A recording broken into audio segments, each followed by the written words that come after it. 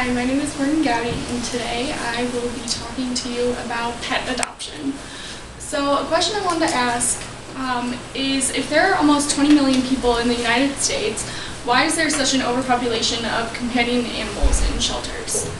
I looked to the ASPCA website to get most of my information on homelessness of cats and dogs, which is what I focused on.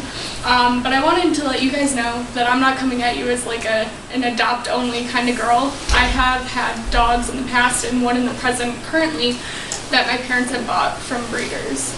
This is just my personal opinion on adoption and what it has led to my life and brought to me personally. So on the ASPCA.org FAQ page, it says that there are 70 million stray cats that live in the United States. There are only 13,600 estimated animal shelters, and 7.6 million companion animals enter animal shelters every year. That 7.6 million is obviously not taking in that 70 million of cats, which, as everyone probably knows, reproduce very early on, and stray cats don't have medical care, so they can't get spayed and neutered. So my project is called In Pursuit of Home. So this is my dog Ellie, who we adopted the summer of my 8th grade year. She just turned 7. We adopted her from a family friend, and I want to read to you guys about her. I was so happy when we adopted Ellie, a Platte Bull Mastiff mix that our family friend brought home to his wife right after she had given birth to his daughter. And the wife was essentially like, it's either the puppy or your daughter, because he had a full-time job. So in the end, my grandparents adopted Ellie for us because it was a very rough time. My first dog, my childhood dog, had just died, and I was having a really rough time with it. So my parents were just like, yes, let's bring her home. So she was a surprise to me that summer, and overall, she's just so intelligent, and she's my once-in-a-lifetime dog. When she was a puppy, her ears dragged on the floor. She would go to drink water and then shake her head, and water would go absolutely everywhere. We would play outside for hours on end, and she would fall asleep on my chest or in my bed curled up right next to me or on top of me. I taught her how to sit, catch, and give me her paws on command. As she is right now, we lounge around the house, watching Real Housewives and the Food Network and Netflix together on my bed while we both eat apples. That's our favorite thing to do. We have to shut the door and lock it so that Bella, my puppy that I just got this December, and my sister don't interrupt us. We recently installed an electric fence, which is great. It's around 4 of our 10 acres, so the 2 of them can go run wild, and without us having to worry about traffic or safety, which will be explained in a few minutes. I hope she lives and loves for a long time because I need her. I'm so grateful that she's in my life, and that every time I go home, I have a warm, wet welcome. She's now 7 years old, and I think that we were so connected because we were born for each other. So she's basically like, you hear people talk about their once-in-a-lifetime pets, and Ellie is basically my once-in-a-lifetime pet. She has just brought a lot of love and joy to my life, and I was the one who trained her, so it actually taught me a lot about responsibility. And she was not very trusting at first because she was a puppy and she had been jumped from house to house.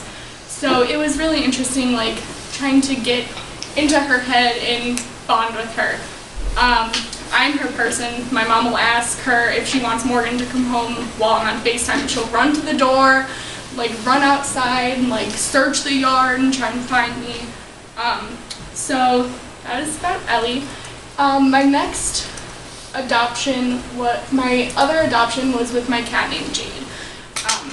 She was a black cat, and this is just some information on adoption of black cats from the Seattle Humane Society. So black cats are normally seen as superstitious, and they spend 24% longer in shelters than other colored cats. 1/3 of cats in shelters are black, and they normally have golden eyes, and the majority of black cats are female, which means that they have a higher population because they reproduce and have litters at a very abundant rate. I bet if you go into the Humane Society of Stark County, there would be probably 10 to 15 black cats at probably any given time. I haven't been there, but from my experience for going to shelters, that has been what I've seen. So this is my cat Jade. We adopted her when she was 1. They found her in a box outside of the shelter. She had been there ever since they found her. She was about 2 weeks old when they found her. So the shelter that I go to volunteer is called Rescue Village, and they're really great. They bring in kittens of all ages, cats, dogs, puppies. They even have a barn program, so horses, cows. They'll take in rabbits, anything really. And so the reason that we adopted her is because I told my mom that a cat would really calm Ellie down, which was my way of saying that I really just wanted a cat and I needed an excuse. So we adopted her a year after we got Ellie, but she died at 5. She was not a happy indoor cat, and I had been riding horses, so I knew a lot about outdoor cats and how to keep them safe. So we had her try being an outdoor cat. We would take her in, obviously, like when it was really cold, and she would come in with me whenever, because I didn't like her being outside. But she would just spray everywhere. She's very aggressive inside. She didn't like it. She liked her own space, and she liked to hunt. We had no chipmunks her whole entire life. We had no mice, no rats.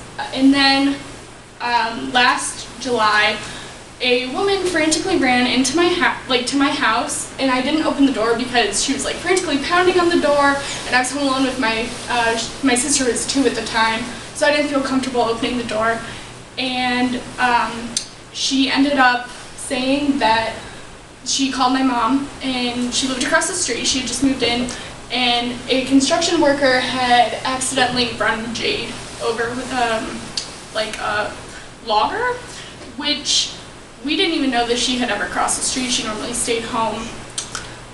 So with her, and this is another cat from my grandparents' house, it's just important to me, like adoption is just important, because even though she inevitably had a very short life, we gave her a very good life. And I hope that you guys can give life to animals as well.